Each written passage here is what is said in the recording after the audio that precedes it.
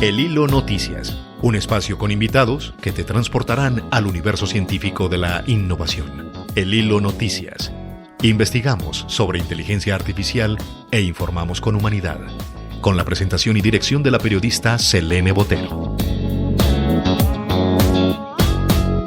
Ya nos conectamos. Es un gusto darle la bienvenida a Nicolás Velázquez López, ingeniero mecatrónico, quien en la actualidad se desempeña como arquitecto de soluciones en la nube de la empresa Huawei en Bogotá, Colombia. Nicolás tiene un amplio conocimiento en programación, inteligencia artificial y robótica. Les comparto un breve perfil de nuestro invitado. Nicolás es especializado en trabajar proyectos de computación en la nube. Este ingeniero está certificado para desarrollar arquitectura, funciones y aplicaciones de servicios de mantenimiento, cómputo, red, almacenamiento y operación. Posee conocimientos sobre servicios fundamentales en bases de datos, seguridad, CDN, inteligencia artificial, Big Data y API Gateway. Ha sido profesor de robótica educativa aplicando metodología Lego Education y enfoques STEAM para fomentar el aprendizaje interactivo y creativo. Su trayectoria incluye la participación y victorias en competencias de robótica y programación. También ha sido mentor, juez y competidor. Ven pues entonces la calidad de nuestro invitado. Damos inicio a nuestra conversación agradeciendo a Nicolás Velázquez su tiempo y atención a este espacio. Comencemos, ingeniero, explicando de una manera sencilla y para quien no tiene esa facultad de ingeniería, ¿qué es la mecatrónica? Yo siempre uso el ejemplo de imaginarnos una botella. Esta botella tiene que pasar por un proceso de envasado, creación de la botella y también mezcla del producto. Esto generalmente se hace en una fábrica, tal vez en distintos sitios, pero lo podríamos imaginar como una máquina por la cual se crean estos procesos. Esta máquina debe tener procesos mecánicos, electrónicos, debe tener procesos de automatización, debe tener sensores que le informen al mecanismo en qué espacio está el producto. Y básicamente un ingeniero mecatrónico tiene las capacidades para entender todo este sistema unificado. Y el ingeniero mecatrónico entiende la integración de todos estos sistemas. Por ejemplo, un ingeniero mecánico entendería la parte, pues valga la redundancia, mecánica, lo mismo para el eléctrico, lo mismo para el de programación, para el de sistemas que se enfoca en la programación. Y el ingeniero mecatrónico tiene la capacidad de entender todo el panorama y, digamos, coordinar estos equipos de trabajo. ¿Cómo se enlaza perfectamente la ingeniería de la mecatrónica con la inteligencia artificial? Bueno, la inteligencia artificial es básicamente, tanto hace parte de la mecatrónica como es un complemento importantísimo. Ya entonces tú te vas a la parte de las máquinas y comienzas a darle pensamiento y comienzas a darle raciocinio a estas máquinas. Y parte de ese raciocinio puede ser a través de la programación o pueden ser espacios en donde ocurra la inteligencia artificial. Uno escucha esto bastante sofisticado, entonces la pregunta obvia es, ¿cómo ves el nivel que tiene Colombia y la región Latinoamérica con su capacidad de desarrollos en los que se pueda utilizar la mecatrónica y la inteligencia artificial? Antes de irnos a las aplicaciones que en este momento se están dando en Colombia, me gustaría que diéramos un poco del repaso de las aplicaciones que, combinadas con mecatrónica, entra la inteligencia artificial. Buenísimo. Y bueno, sí, la robótica es un ejemplo clarísimo. Ya con la robótica tenemos una conversación inmensa. Todo sistema que tenga un cerebro, que tenga un actuador y que tenga un sensor, es un robot. Por ejemplo, en estos momentos que se está desarrollando tanto la conducción autónoma, ya se consideran robots porque se están tomando decisiones, tienen un sistema de control y básicamente ahí se integra la inteligencia artificial. También para temas de reconocimiento de imagen tenemos un campo grandísimo en donde en líneas de producción productos pasan por una banda, son identificados por imagen y a través de robots son puestos correctamente o son clasificados Entonces ahí tenemos otra aplicación muy importante. Para también sistemas de almacenamiento, como por ejemplo bodegas automatizadas en donde tú tienes almacenamiento de distintos productos y quieres llevarlos a ciertos puntos. Ya tenemos robots que a través de computer vision, que es básicamente usar la imagen e identificar objetos, que también usa inteligencia artificial, como también sistemas de planeación de patrones, de caminos, donde también se usa inteligencia artificial, se logran estos sistemas. Entonces, y bueno, nos podemos quedar hablando de estas aplicaciones. También podemos pasar por el packaging, que es básicamente empacar objetos, limpieza de hogares, interacción con humanos. Y bueno, realmente las aplicaciones que tenemos en este momento en Colombia son más enfocadas a la industria de producción. Son aplicaciones, digamos que a nivel global, que no están en punta de investigación a nivel global. Sin embargo, muchas universidades en estos momentos están en ese desarrollo de investigación para llegar a la aplicabilidad en la industria. Uno tiene que pasar un poco la hoja porque como hasta el momento se nos ha vendido este tema de la inteligencia artificial de una manera tan antropomorfizada, es decir, robots que parecen humanos, y aquí usted nos está explicando que definitivamente pueden existir algunos que necesitan pues tal vez como un poco esta figura por las tareas que realizan, pero ¿sientes que se ha pecado muchísimo en darle esa forma antropomórfica al concepto de robot? Yo creo, Selene, que es también lo que nos va exigiendo la industria, porque resulta que robots existen hace muchísimos años. Una aplicación de robot sencillísima es una máquina que toma, por ejemplo, una caja, la levanta y la lleva a otro lado de una bodega. Y esa aplicación se lleva haciendo hace muchísimos años. Entonces, digamos que en este punto tenemos la tecnología suficiente, o digamos que hemos avanzado suficientemente en la tecnología para poder llegar a evaluar robots antropomórficos, sería el término. Y estos robots, digamos que la ventaja que tienen es que como nosotros, al limitar nuestras funcionalidades, nuestro cuerpo, tienen la capacidad de efectuar distintas tareas. Entonces, tú tienes un robot que está diseñado para levantar una caja y moverlo a otro lado, él no te va a hacer una función distinta a este, pero es muy óptimo en hacer esta función. Para lo que fue diseñado, es muy óptimo. Lo mismo para bandas transportadoras, lo mismo para automóviles. Entonces, depende de las necesidades digamos, en caso de industria, depende de esta necesidad, se crean los robots. Ahorita lo que estamos viendo es que estos robots con forma humanoide están siendo usados para reemplazar a humanos que necesitan hacer tareas donde se requiere muchísima fuerza, como por ejemplo el levantamiento o el alcance de objetos que son irregulares para llevarlos a distintos lugares, en donde no es una tarea repetitiva, sino que es una tarea que puede variar bastante y se necesita a un cuerpo, se necesita un sistema que sea mucho más adaptable. Y de acuerdo también a lo que nos estás explicando, quiere decir que cuando nos dices que los robots se han utilizado desde hace muchos años, simplemente podría ser un brazo robótico que está moviendo algunas piezas, no necesariamente esa imagen que antropomorfizada, casi un ser humano o la copia de un ser humano en máquina trabajando en una fábrica, que ya los hay, pero que no necesariamente nos tenemos que quedar con ese imaginario del robot antropomórfico, ¿verdad, Nicolás? Exactamente, imagínate por ejemplo una grúa en un puerto marítimo.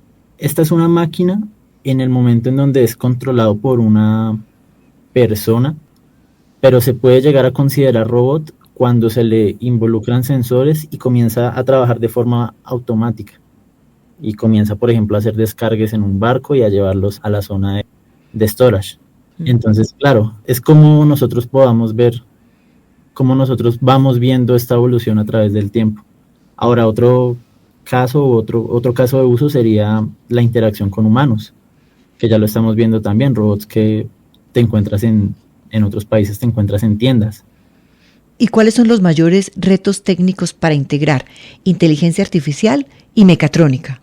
son distintos retos según el campo. Si, por ejemplo, nos quedamos en el modelo antropomórfico, digamos que uno de los principales retos es que si tú te pones a analizar el cuerpo humano tiene muchas variables y tiene muchas formas de movimiento. Entonces, en robótica se le consideran a estas formas de movimiento grados de libertad. Entonces, por ejemplo, un brazo robótico, podemos hacer una analogía con nuestro brazo, podría llegar a tener 4, 5 o 6 grados de libertad. Entonces, en este punto en donde entra la inteligencia artificial, es para ayudarnos a interpretar todas estas variables que se comienzan a volver muchísimo más complejas, y ahí entra la inteligencia artificial a aplazar un poco una parte de lo que venía haciendo anteriormente la programación para tomar decisiones.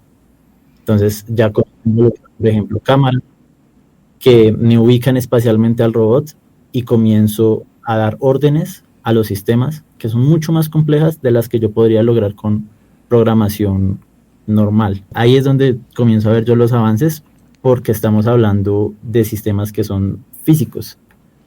Es digamos, un área de la inteligencia artificial que también existe y que tal vez para el ciudadano a pie no esté tan presente, porque actualmente estamos hablando únicamente de modelos de lenguaje y de generar de audio, de video o de imagen.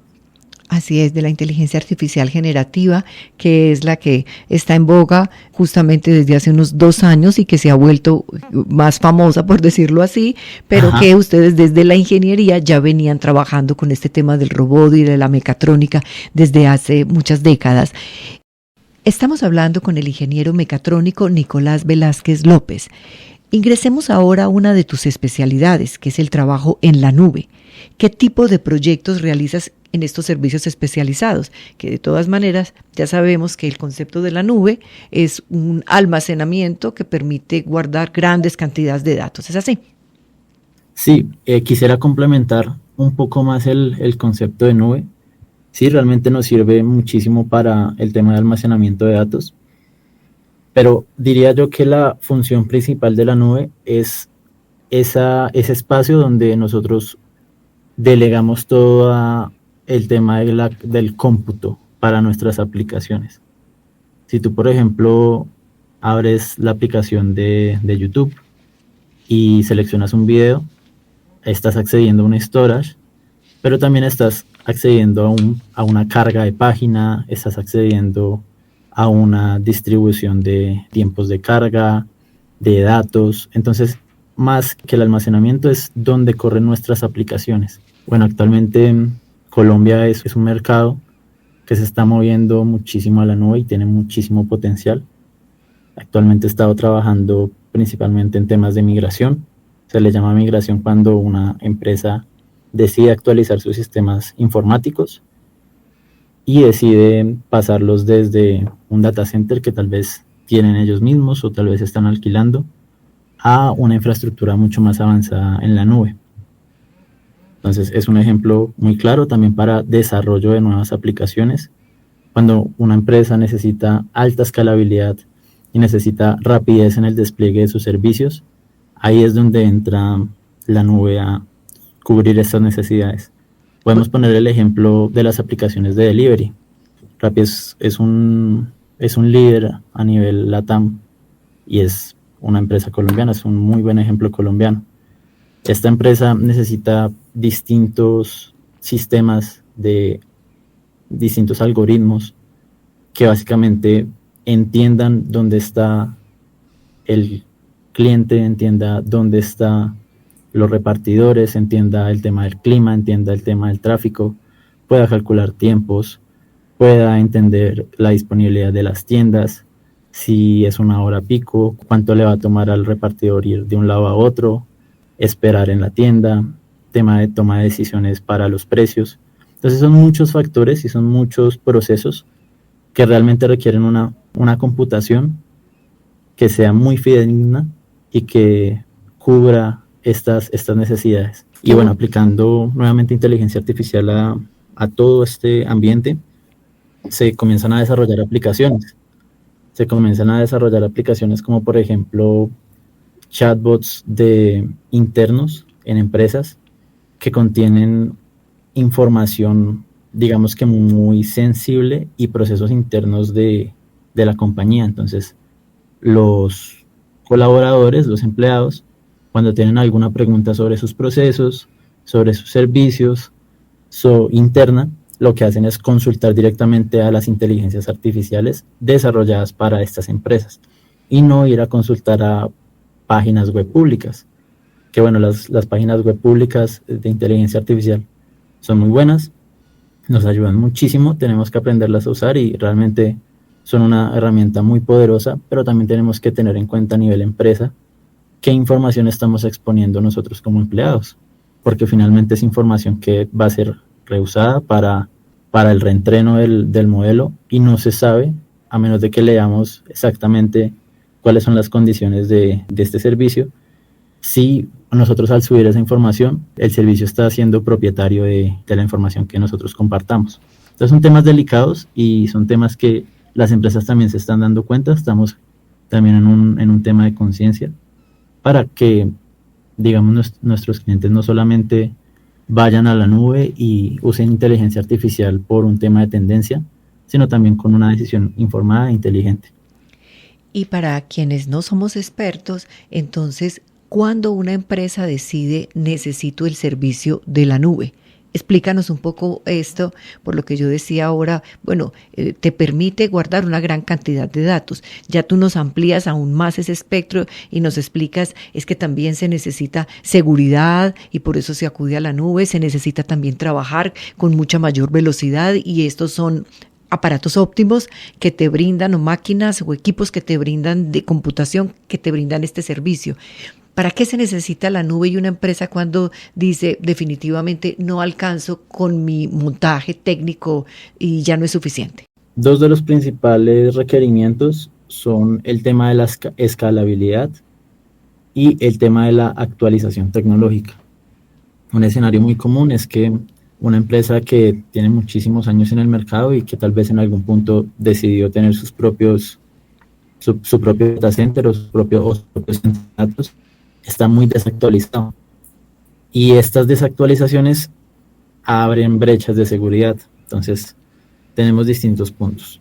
Seguridad, escalabilidad, que es cuando cuando mi empresa está creciendo y yo necesito capacidad para responderle a mis usuarios. También el tema de alta disponibilidad. ¿Qué pasa, Selene, por ejemplo, si el data center que yo tengo sufre una inundación o una persona ajena a la compañía entra al cuarto y desconecta un cable y tal vez tenga una interrupción de mis servicios? Entonces también es importante, digamos, que la nube te garantiza esa alta disponibilidad. Otro tema importantísimo, el tema de los precios, el tema de la optimización de los costos. Entonces ya cuando tú comienzas a evaluar cuánto me vale el personal que está pendiente de mi data center, cuánto me vale el tema de hacerme responsable de los daños que pueda o los accidentes que puedan ocurrir, ya comienzo a ver a la nube como una opción muy atractiva. Por último, que ya lo había mencionado, el tema de la actualización tecnológica. Estamos conversando con el ingeniero Nicolás Velázquez López, experto en mecatrónica, y estamos hablando de cómo él conoce el uso de la nube para las empresas. ¿Cuáles son esas principales herramientas o plataformas en la nube que tú utilizas? En este programa pues no estamos interesados en hacerle publicidad a ninguna marca en especial, pero como ya son internacionales y definitivamente son las que cubren el mundo en este servicio, pues ¿cuáles son como esas diferencias y por qué se acude a ellas y cuáles son esas marcas con las que tú trabajas y te sientes que todo funciona bien? Bueno, finalmente es un tema de hacer comparativa y de evaluar distintos aspectos y distintos beneficios. ¿Cómo manejas temas como la seguridad de los datos en proyectos conectados con la nube? El tema de la seguridad es tema importantísimo para todas las empresas. Es el activo más importante para una empresa. Y es un poco triste que algunas compañías no estén tan conscientes de esta importancia. Digamos que te comento de lo negativo a lo positivo, Selene. Sí. En este mundo, digamos que se maneja muchísimo lo que son los ataques cibernéticos. Y un ataque muy común para las empresas es básicamente hacer, como para simplificar el proceso, es hacer un secuestro de la información de las compañías, en donde el atacante accede a los centros de datos, toma la información, la encripta, es decir, le impide el acceso a la compañía y comienza a generar unos cobros como si fuera realmente un secuestro para el rescate de esta información. También hay casos en donde esta información es muy sensible y se amenaza también con publicarla a la red. Entonces, ¿cómo protegernos de todas estas amenazas cuando estamos en un entorno en nube? Digamos que las nubes ya tienen servicios especializados para mitigar estas herramientas. Y es importante, siempre que nosotros estamos contemplando un despliegue de servicios en la nube, tener en cuenta el tema de seguridad. Otro tema importantísimo, la seguridad viene por capas. Entonces, esta capa que te estoy describiendo es la capa de datos, que es cuando nuevamente mis datos están en riesgo. Tenemos otra capa que es la capa de red. Entonces el atacante puede, digamos que, atacar, por ejemplo, mi página web e impedirle el acceso a mis usuarios. ¿Cómo? Básicamente saturando mis sistemas. Es decir, es como si tuviéramos un tubo por donde pasa agua y comenzáramos a inyectar más y agua. Entonces la presión sube de forma, digamos que aumenta. ¿Y cómo protegernos de esto? También existen servicios, esto se llama un ataque de negación de servicio, y existen servicios en la nube que mitigan estos riesgos. Tenemos un riesgo, también una capa de seguridad, que realmente nosotros no vemos de forma tan directa en la nube, que es la capa física. Y es cuando el atacante entra físicamente a los servidores y comienza a hacer accesos no deseados dentro de la infraestructura física. Y bueno, esto ya digamos que es completa responsabilidad de las plataformas de nube, que estos, pues en cuanto a la seguridad de sus data centers, que esto no ocurra. En las plataformas de la nube existen también como una especie de mitología. En el imaginario está que estos sitios son absolutamente reservados, secretos, misteriosos.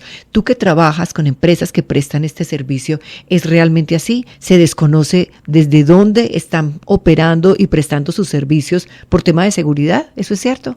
Diría que por un tema de seguridad, exactamente, no se dan muchos detalles de la ubicación espacial, de cómo está distribuido estos espacios. Sin embargo, también para los clientes es muy transparente, y también es muy importante dar la información de dónde está tu data center. ¿Por qué? Porque la distancia física desde donde está el usuario hasta donde está el data center, que es finalmente donde se despliega el servicio, sea una página web, una aplicación de celular, etcétera. Esa separación física de distancia es lo que hace que la calidad de mi servicio mejore o empeore, con un término que se llama latencia. Entonces, para simplificar el asunto, no es lo mismo acceder a un sitio que está alojado, por ejemplo, en México, a un sitio que está alojado en Rusia, porque la distancia es mucho mayor, y realmente cuando nosotros estamos accediendo a Internet, nuestros datos están pasando por cables submarinos que finalmente se conectan a estos data centers, y esta distancia significa tiempo.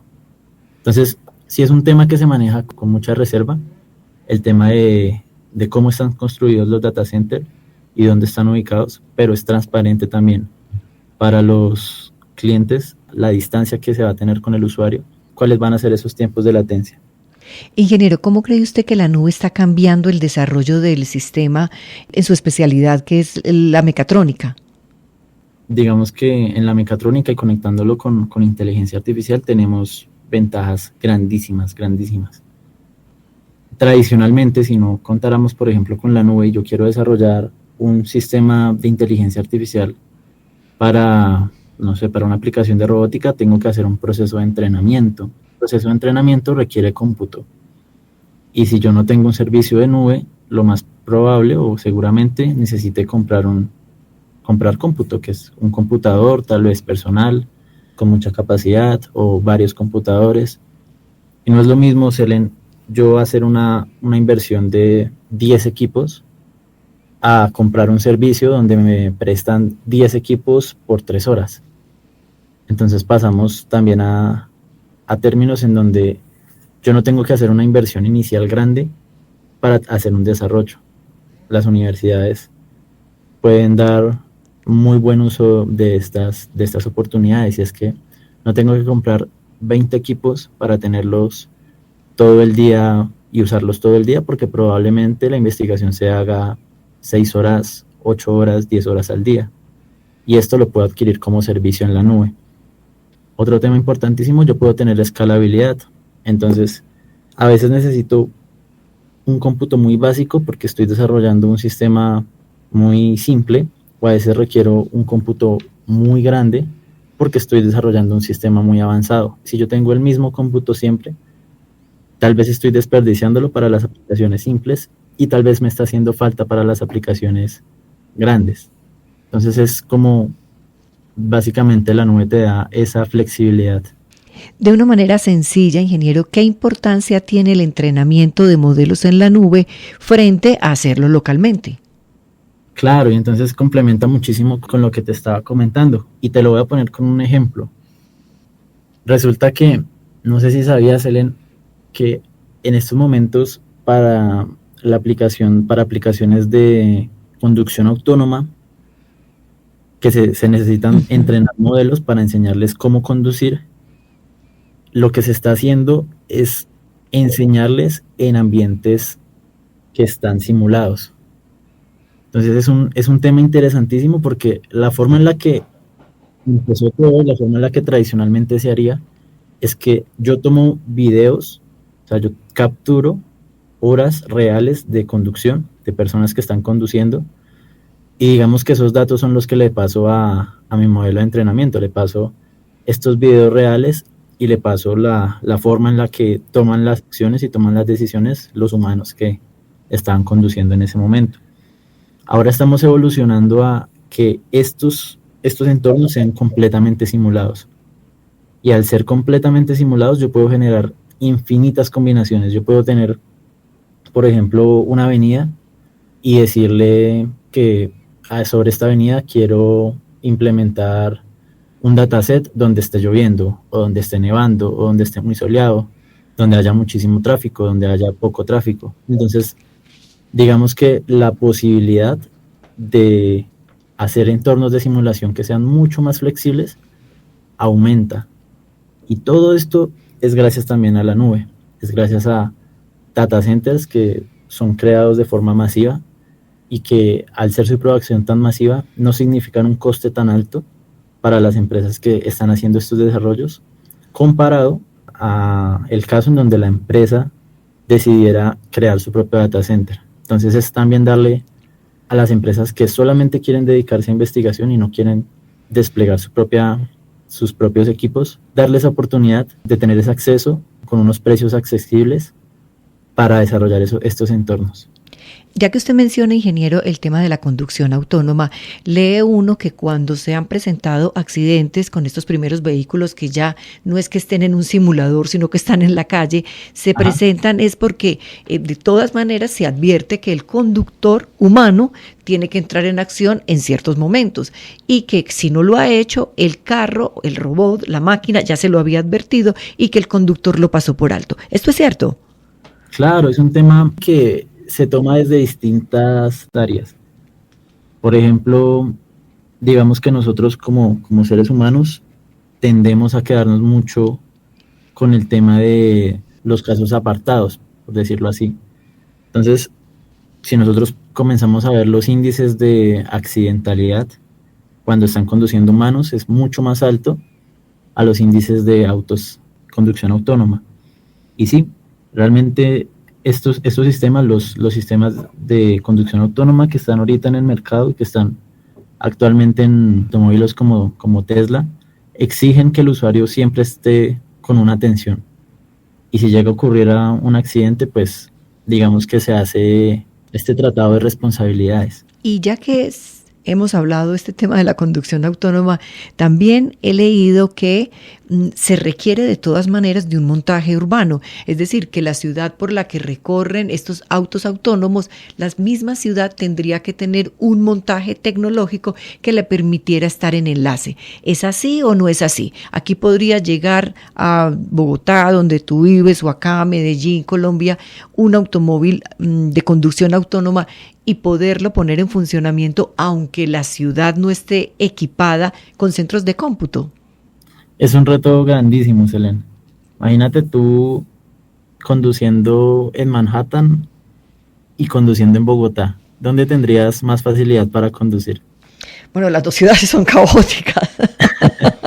Exactamente. Acá tenemos que la persona que se atravesó, que el hueco, que el tráfico, la falta de señalización, las obras, muchísimos factores.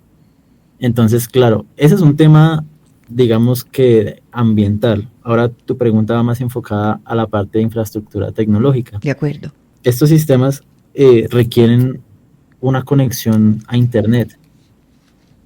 Para tareas básicas, el procesamiento se hace dentro del automóvil, pero para tareas más complejas se requiere esta conectividad y se requiere para que esto ocurra, se requiere de antenas, se requiere de señal, temas que tal vez se requiere también de ancho de banda, de velocidad de Internet, temas que tal vez en estos momentos en nuestro país pues está en desarrollo y tendremos la oportunidad de ver en algunos años. Tal vez ahorita sí encontraremos muchísimas más dificultades que en otras ciudades, o tal vez no, es seguro que así es. Quiere decir que para países como Colombia y Latinoamérica, definitivamente este tema de la conducción autónoma se va a tomar un tiempo, porque sí, nuestras vías realmente, y también un poco la disciplina y la manera de comportarse de los conductores no es como la más óptima. Ajá, mira por ejemplo en San Francisco ya hay taxis que tú pides por aplicación y son completamente autónomos, no tienen conductor. Imagínate un aplicativo de esos ahorita en Bogotá o en Medellín. Estamos con Nicolás Velázquez López, ingeniero mecatrónico, estamos hablando de la inteligencia artificial, estamos hablando de la nube y también de que estás estudiando mandarín. ¿Por qué? Buenísimo. Bueno, porque actualmente tengo compañeros de trabajo que son chinos y bueno, cuando empecé el trabajo dije, ¿por qué voy a desperdiciar esta oportunidad? Entonces no, comencé de forma muy autodidacta, no he empezado con un curso formal, de forma muy autodidacta, con YouTube, con Duolingo, empecé y ahorita ya tengo una rutina de estudio. ¿Tú crees que conocer estos idiomas va a permitir trabajar la tecnología tal vez de una manera más profesional? ¿De alguna manera hay conocimiento que todavía no está traducido a nuestro idioma? Bueno, ahorita el país China está haciendo unos desarrollos tecnológicos altísimos. Nosotros teníamos una percepción del país relacionada muchísimo con el tema de baja calidad. Y la evolución que ha tenido este país y digamos los desarrollos que actualmente se están dando allá, digamos que es una motivación muy grande para estar a la vanguardia. Y hablando español, inglés y mandarín, tú te puedes comunicar con más del 60% de la población del mundo. Es una cifra increíble. Entonces también es una motivación grandísima.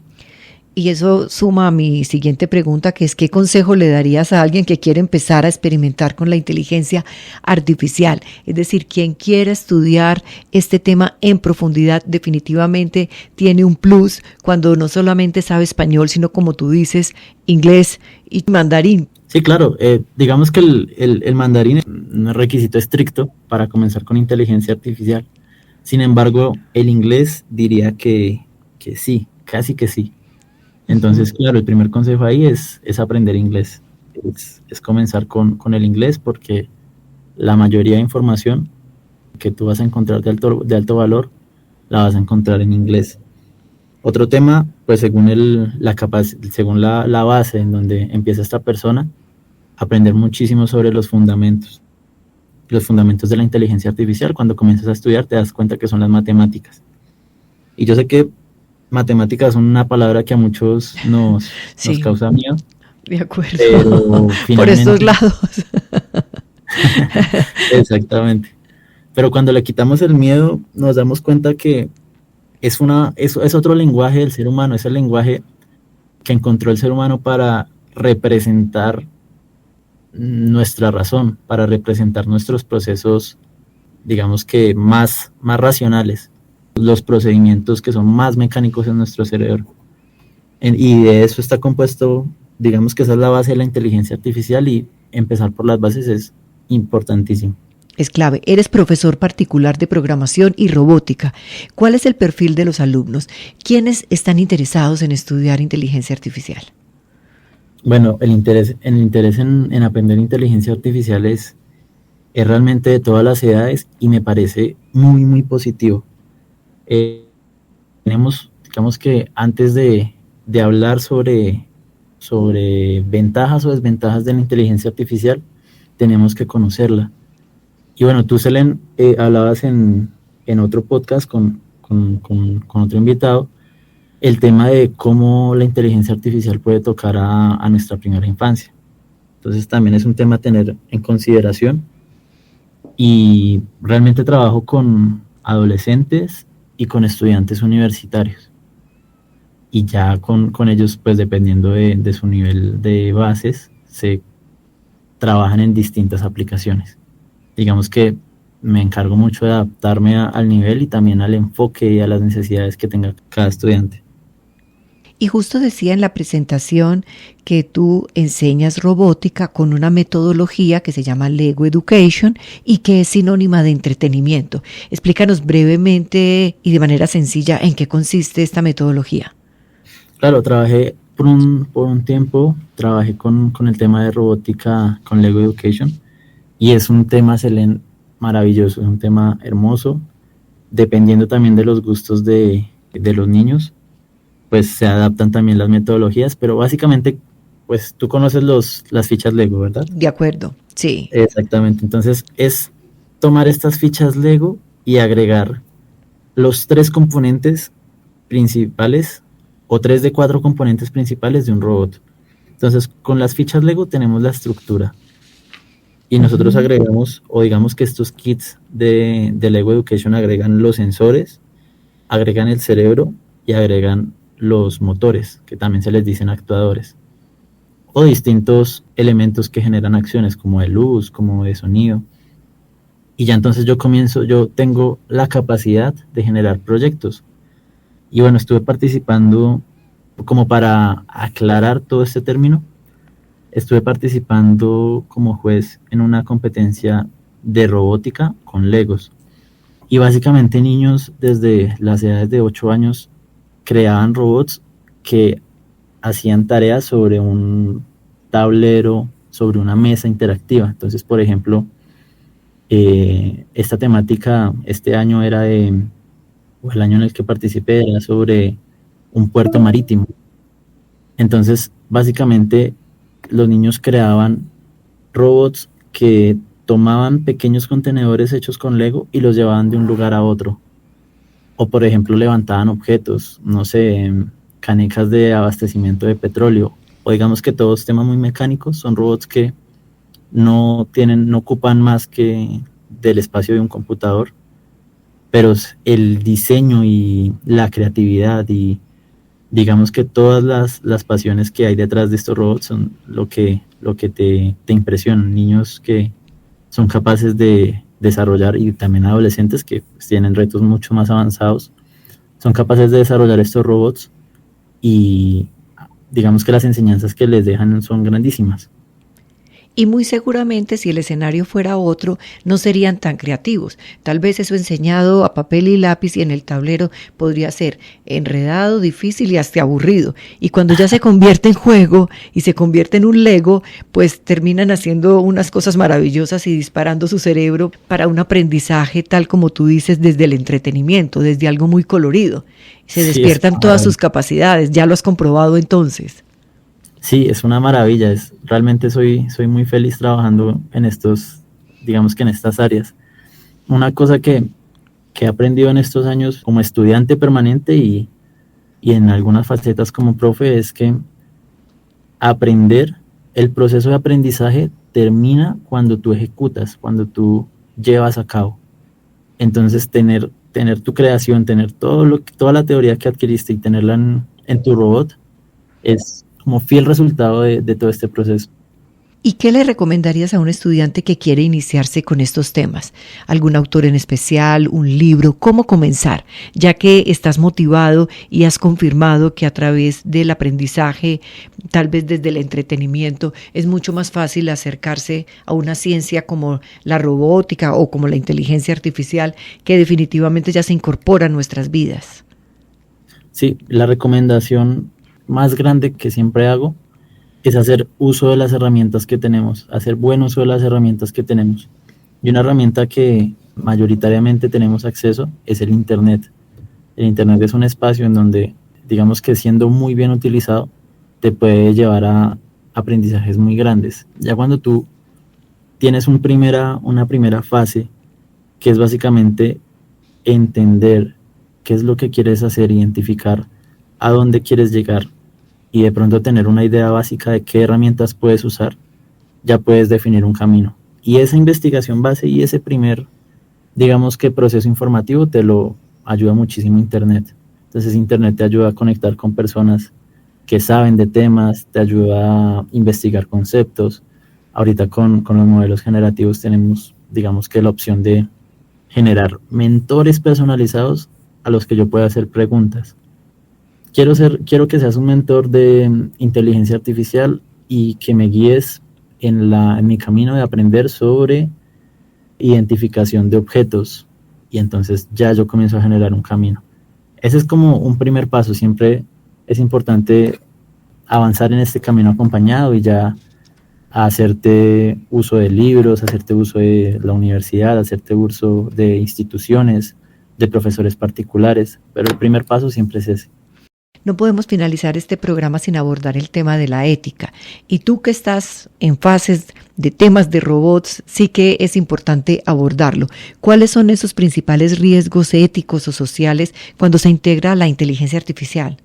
Bueno, empezando, digamos, con lo que serían los riesgos físicos, los podemos encontrar tanto en robots industriales como en robots autónomos de conducción. Y digamos que es responsabilidad de las empresas desarrollar esos sistemas que permitan a los usuarios y a los trabajadores, a los usuarios de los automóviles y a los trabajadores de las plantas, generar esos aspectos de seguridad.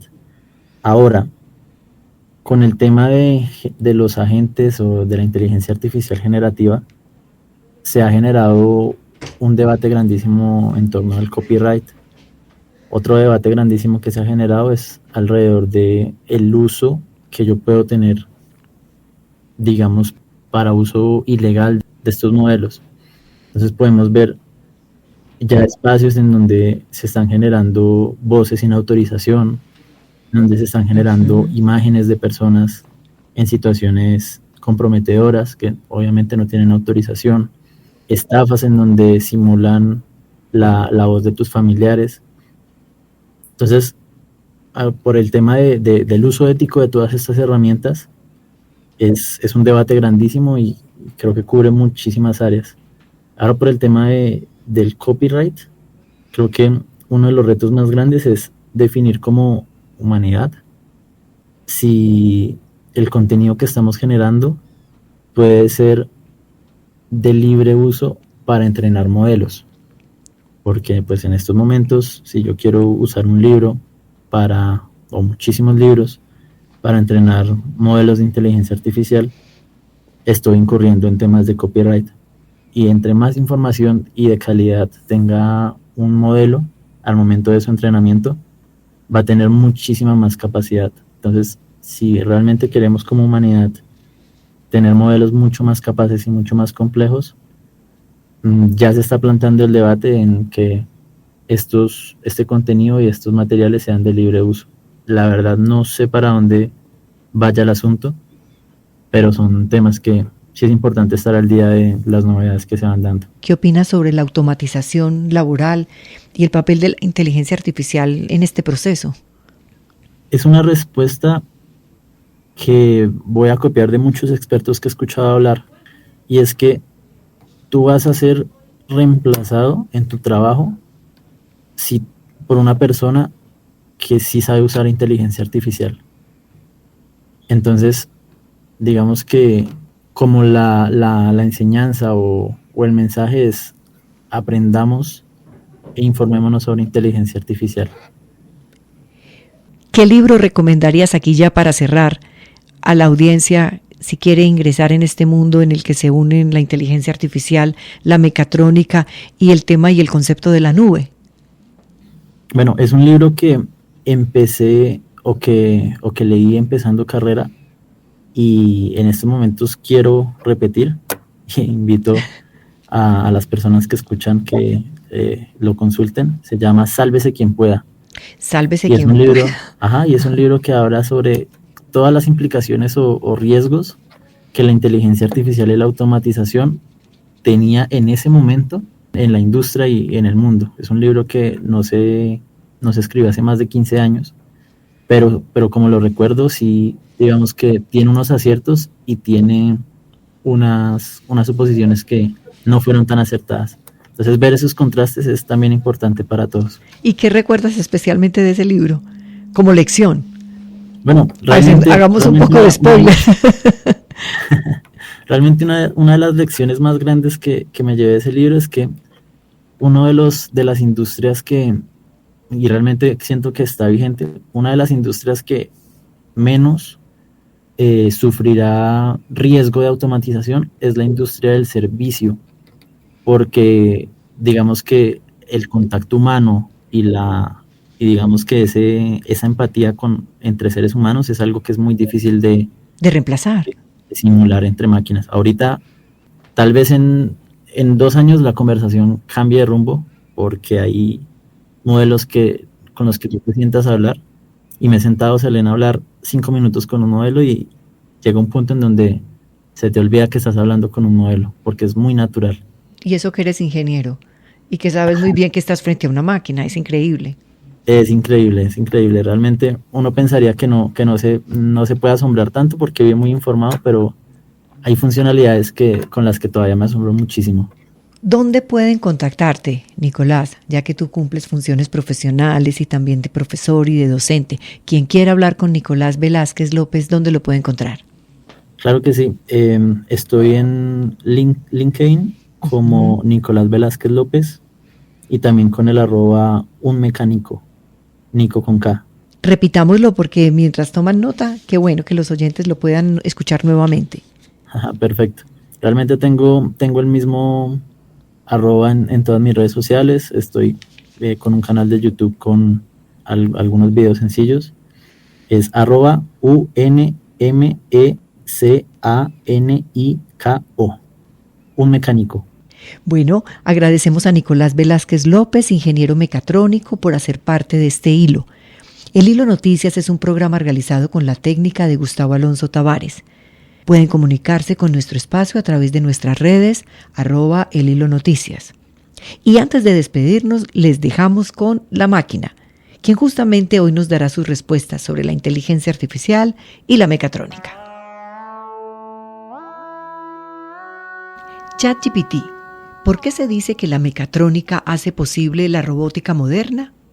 Se dice que la mecatrónica hace posible la robótica moderna porque integra todos los componentes esenciales que un robot necesita para funcionar de forma inteligente, eficiente y autónoma.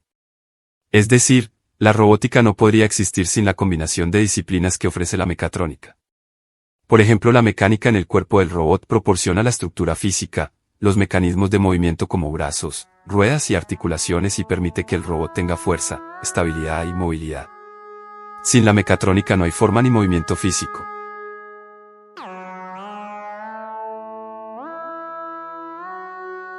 ¿Y hasta qué punto un robot puede hacer tareas que hacemos los humanos de forma eficiente?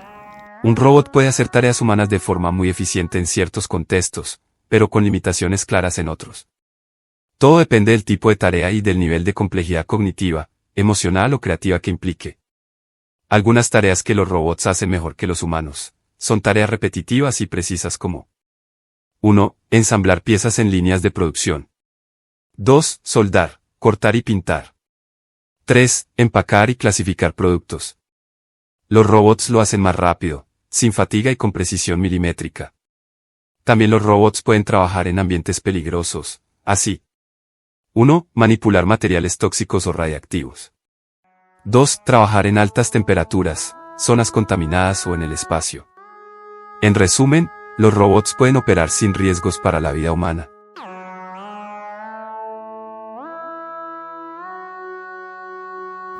¿Y qué tareas los robots no pueden hacer bien? Entre las tareas que los robots aún no pueden hacer bien están 1. La creatividad real. Inventar una idea original, escribir una obra artística con profundidad humana. Diseñar desde la intuición. Empatía y emociones complejas. Consolar a una persona, comprender sentimientos, tomar decisiones éticas complejas. 2. Juicio humano basado en experiencia, valores o intuición. Liderar equipos humanos, negociar, tomar decisiones en incertidumbre moral o social.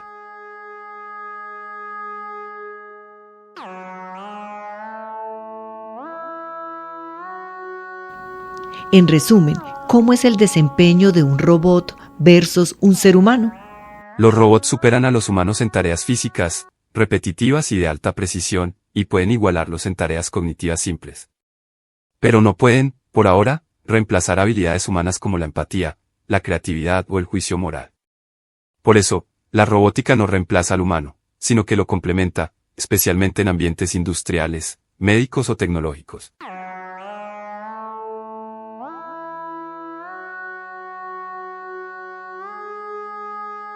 Esto dijo la máquina. La voz que utilizamos ha sido generada con inteligencia artificial del programa Clipchamp, una producción de El Hilo Noticias para Radio Bolivariana.